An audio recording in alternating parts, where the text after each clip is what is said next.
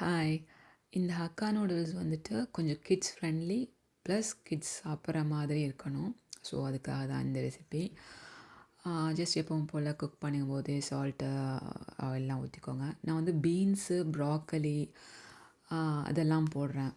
Plus chilli சாஸ்லாம் avoid பண்ணிவிட்டு நம்ம வீட்டில் யூஸ் பண்ணுற குழம்பு தூள் தான்.